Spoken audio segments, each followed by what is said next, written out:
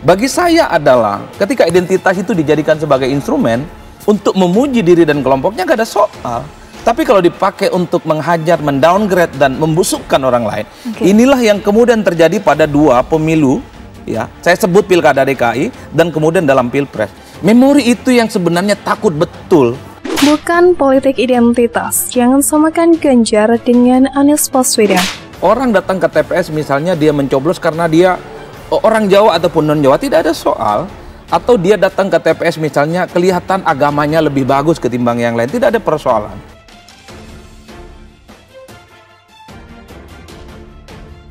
Bakal calon presiden atau capres Partai Demokrasi Indonesia Perjuangan atau PDIP, Ganjar Pranowo tengah menjadi perbincangan usai dirinya muncul di video azan maghrib di salah satu stasiun televisi swasta.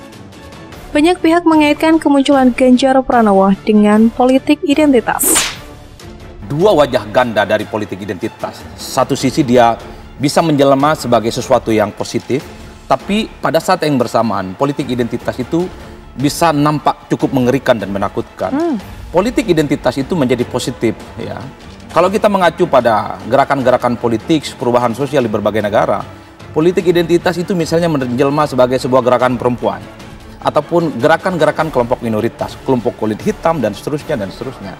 Sebelumnya, Ganjar Pranowo sempat mewanti-wanti agar pendukungnya tidak membawa politik identitas pada Juli 2023 lalu. Dilansir dari Tempo, kata-kata itu disampaikan Ganjar dalam acara pelatihan juru kampanye pemenangan Ganjar.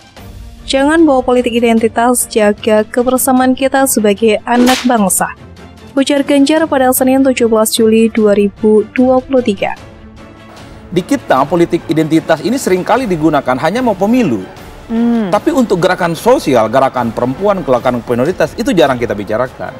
Kenapa saya sebut politik identitas itu adalah suatu hal yang positif? Karena dia tujuannya adalah untuk membebaskan sesuatu yang selama ini dimarginalkan secara politik, diperjuangkan di ruang publik. Dan secara alamiah memang kita tidak ada perdebatan apapun, Mbak Putri. Kita datang ke TPS karena misalnya memilih calon tertentu lebih suka karena dia perempuan. Nggak ada soal. Orang datang ke TPS misalnya dia mencoblos karena dia orang Jawa ataupun non-Jawa, tidak ada soal. Atau dia datang ke TPS misalnya kelihatan agamanya lebih bagus ketimbang yang lain, tidak ada persoalan. Menurut pengamat politik Universitas Islam Negeri Syarif Hidayatullah Adi Prayitno, politik identitas adalah sebuah aktivitas politik untuk mengajak orang lain memilih calon dalam pemilu berdasarkan sentimen agama, suku, dan ras. Adi mencontohkan bahwa Indonesia sempat mengalami politik identitas pada Pilkada DKI Jakarta 2017 dan Pilpres 2019. Dia menilai kedua ajakan itu merupakan mobilisasi dukungan kepada satu calon dengan menggunakan simbol agama. Itu politik identitas kita selama ini dan tidak ada persoalan apapun. Yang menjadi persoalan adalah ada dua kasus besar tentang politik identitas yang mengerikan dan agak sulit untuk dilupakan oleh orang. Pilkada Jakarta 2017 dan Pilpres 2019 itu nyata di depan mata. Bagaimana kita melihat bagaimana di antara tim sukses itu, relawan dan tim pemenangan mengatakan jangan pilih capres tertentu karena dia tidak didukung oleh ulama. Sementara calon kami dekat dengan ulama. Jangan pilih mereka karena dianggap mengkriminalisasi ulama. Sementara kita adalah dekat dengan ulama dan seterusnya dan seterusnya. Ada pendukung calon tertentu yang menuding pihak lain kafir dan setan, sementara jagoannya diklaim paling malaikat. Ujarnya sebagaimana dilansir dari Tempo. Jadi kalau dalam teori komunikasi politik ada yang disebut dengan one to many. Satu sisi politik identitas ini dipakai untuk memuji calonnya sendiri bahwa pemimpin yang dipilih itu adalah pemimpin yang saya kira cukup perfect. Tapi dia juga bisa dijadikan sebagai alat untuk mendowngrade dan menyerang orang lain. Jangan calon itu karena dia agamanya lemah, karena calon itu karena misalnya agamanya abal-abal. Beberapa waktu yang lalu di media sosial misalnya muncul wajah ataupun ketika Pak Ganjar Pranowo sholatnya, rukunya rada-rada kurang ngebungkuk, itu dibully. Komentar-komentarnya di bawah memang berbau identitas. Bagaimana mungkin seorang Islam yang baik rukunya tidak benar? Nah itu politik identitas. Bagi saya adalah ketika identitas itu dijadikan sebagai instrumen untuk memuji diri dan kelompoknya, nggak ada soal. Tapi kalau dipakai untuk menghajar, mendowngrade dan membusukkan orang lain, inilah yang kemudian terjadi pada dua pemilu, ya. Saya sebut pilkada DKI dan kemudian dalam pilpres. Memori itu yang sebenarnya takut betul diingat oleh orang akan terulang di 2024. Bunuh Ahok. Ahok cuma punya dua pilihan, penjara atau mati. Allahu Akbar. Allahu Akbar. Ada 1 miliar di tangan gua kasih siapa yang bisa motong Ahok, mati dan hidup, kapan pun juga. Ingat itu, ingat gua kasih 1 miliar.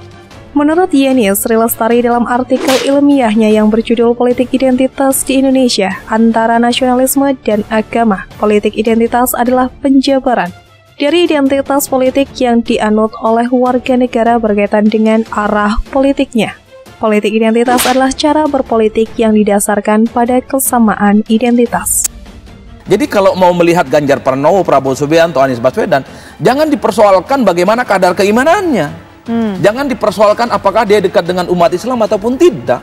Tapi lihat apa yang sudah diperbuat oleh Ganjar misalnya selama jadi gubernur di Jawa Tengah. Apa yang sudah dilakukan oleh Prabowo sebagai Menhan. Apa yang sudah dilakukan oleh Anies Baswedan sebagai gubernur DKI Jakarta. Makanya saya selalu mengatakan, memilih pemimpin itu bedakan dengan memilih calon imam masjid. Pemilu itu bukan majlis taklim.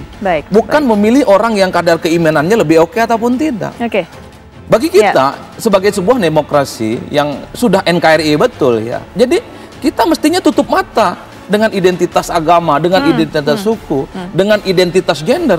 Kalau dia dianggap punya kapasitas, punya kompetensi membuat Indonesia maju, saya kira oke akan dipilih. Karena orang bisa memajukan negara itu bagi saya adalah melampaui batas-batas identitas itu, Put.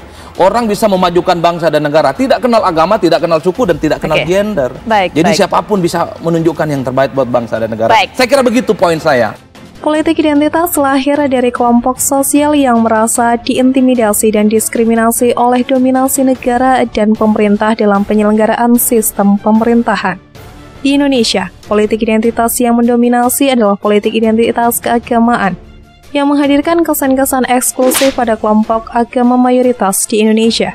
Meskipun begitu, menurut Yeni, kelompok nasionalis juga termasuk ke dalam politik identitas. Politik identitas sendiri lahir pada 1970-an di Amerika Serikat. Itu dilatar belakangi oleh tuntutan perjuangan minoritas, gender, dan ras yang terpinggirkan. Dalam sejarahnya, politik identitas lahir menjadi gerakan perjuangan untuk pengakuan. Dalam jurnal berjudul Memetakan Lokasi bagi Politik Identitas dalam Wacana Politik Postkolonial, Setyaningrum mengatakan bahwa politik identitas berbeda dengan identitas politik. Identitas politik adalah konstruksi yang menentukan posisi kepentingan subjek dalam ikatan komunitas politik. Sementara politik identitas mengacu pada mekanisme perorganisasian identitas sebagai sarana politik. Adi Praitno menjelaskan bahwa apa yang dilakukan bakal capres Ganjar bukanlah politik identitas. Hal itu disebabkan Ganjar hanya membintangi video azan maghrib dan melaksanakan sholat. Ganjar tidak melakukan aktivitas politik, melainkan aktivitas ibadah, ujar Adi Praitno. Menurut Adi, kemunculan Ganjar di video azan yang ditayangkan di salah satu stasiun TV swasta merupakan hal yang juga dilakukan tokoh politik lain dalam iklan ucapan hari besar keagamaan lain. Jelas bukan politik identitas. Politik identitas tidak sesederhana begitu definisinya, itu hanya tayangan orang sholat, ujarnya. Bakal calon presiden dari PDIP Ganjar Pranowo yang meceng di video azan di televisi swasta memang menuai polemik. Pimpinan wilayah Muhammadiyah Jawa Tengah pun juga buka suara terkait polemik tersebut. Ramai dibicarakan, Ganjar Pranowo tampil di video azan di TV milik MNC Group, RCTI iNews MNC Global.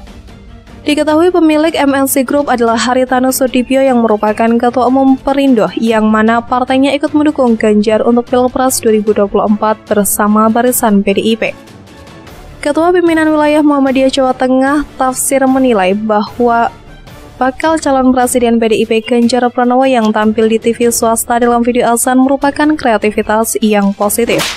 Menurutnya, bakal calon presiden dari partai yang lain juga mempunyai hak yang sama jika ingin membuat video yang sama. Yang pertama, masyarakat harus paham bahwa RCTI adalah media swasta yang menampung semua kreativitas. Siapa yang kreatif dan lebih dulu, itulah yang akan bisa menjadi pemenang di media, ujarnya. Dia menghimbau kepada masyarakat agar tidak perlu memperdebatkan video tersebut. Masing-masing bakal calon presiden mempunyai hak yang sama untuk berkreativitas. Kan banyak TV yang lain, tidak hanya RCTI. TV yang lain kan juga punya video azan. Ini soal kreativitas siapa yang lebih dulu. Sehingga tidak perlu protes, cuman mungkin sudah tidak akan menarik karena sudah didahului RCTI lewat Pak Ganjar, ujarnya. Namun dia mengingatkan agar dalam berkreativitas tidak saling menjelekkan satu sama lain.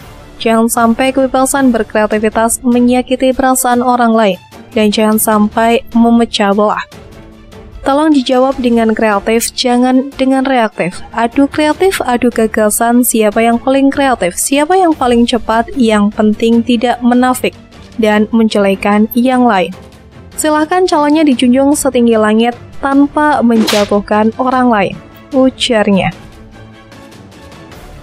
Dia mengatakan saat ini banyak tersedia media untuk mengenalkan sosok bakal calon presiden ke masyarakat. Media tersebut dapat dimanfaatkan untuk mengenalkan masing-masing calon dengan cara yang positif. Misalnya seperti yang sudah dilakukan Ganjar Pranowo melalui video azan. Yaitu kan positif, misalnya bisa meyakinkan bagi mereka bahwa wah ternyata calon saya juga sholat. Bisa meyakinkan nilai spiritualitas kepada orang yang mungkin meragukan. Apalagi kan, wah ini abang PDI. Apalagi kan, wah ini abangan PDI. Kan begitu. Sehingga bisa meyakinkan kaum santri bahwa pilihannya Pak Ganjar tidak sekedar kader tapi juga menghayati dan mengamalkan agamanya dengan baik, ujarnya. Tafsir menambahkan secara pribadi dirinya mengenal sosok Ganjar Pranowo saat masih menjabat sebagai Gubernur Jawa Tengah. Tafsir bahkan dekat dengan Ganjar Pranowo serta keluarganya. Saya kan beberapa kali sempat bicara empat mata dengan beliau di rumah dinas itu. Beberapa kali kan saya bicara empat mata dengan beliau. Jadi misalnya ada sesuatu yang penting, saya WA beliau terus saya diberi waktu untuk ngobrol santai empat mata. Imbuhnya. Menurutnya, Ganjar Pranowo adalah sosok yang tawadu atau rendah hati, lurus dan taat beribadah. Ia juga memberikan apresiasi kepada Ganjar Pranowo karena peduli terhadap ormas keagamaan, termasuk diantaranya Muhammadiyah. Beliau orangnya tawadu, rendah hati, lurus dan taat beribadah, biasa menghormati orang lain. Masih ingat ketika beliau membantu kami saat menggelar Muktamar Muhammadiyah, beliau juga membantu dengan dana pribadinya. Beliau juga selalu hadir jika diundang untuk menghadiri acara Muhammadiyah. Tutupnya. Meski video itu sedang menjadi polemik, Majelis Ulama Indonesia Provinsi Jawa Tengah juga justru mengapresiasinya. Sekretaris MUI Jateng Kiai Haji Muhyiddin menilai kemunculan Ganjar dalam video itu memang mengandung pesan yang positif. Menurut Kiai Muhyiddin, video itu justru bisa menjadi sarana dakwah untuk mengajak umat Islam lebih giat beribadah. Kiai Muhyiddin justru bergembira dengan konten video azan tersebut, yang menurut dia, video tersebut mengandung pesan bahwa pemimpin mengajak rakyat berjamaah. Saya senang atas tayangan Pak Ganjar pada azan maghrib di televisi dengan menayangkan beliau melakukan wudhu dan sholat berjamaah bersama jemaah lain, ujar Kiai Muhyiddin. Oleh karena itu, Kiai Muhyiddin mengharapkan kemunculan Ganjar dalam video azan itu dimaknai sebagai ajakan kepada masyarakat untuk rajin beribadah. Selain itu, Kiai Muhyiddin juga mendorong pemimpin lainnya untuk bisa melakukan hal serupa, sehingga menjadi teladan bagi masyarakat. Sementara itu, Ketua MUI Anwar Abbas juga tidak mempermasalahkan munculnya Ganjar Pranowo dalam tayangan azan maghrib di televisi swasta itu. Buya Anwar, panggilan akrabnya, menegaskan justru aneh jika seorang yang mengaku muslim tetapi tidak melaksanakan sholat.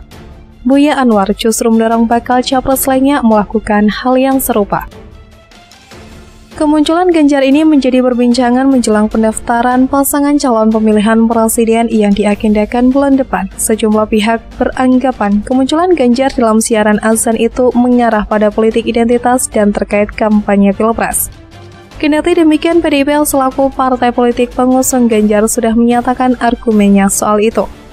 Mereka menepisin Ganjar itu bagian dari politik identitas. Sekretaris Jenderal Hasto Kristianto membantah bahwa Sin Ganjar Pranowo sedang sholat dalam tayangan azan maghrib di salah satu stasiun televisi merupakan bentuk politik identitas.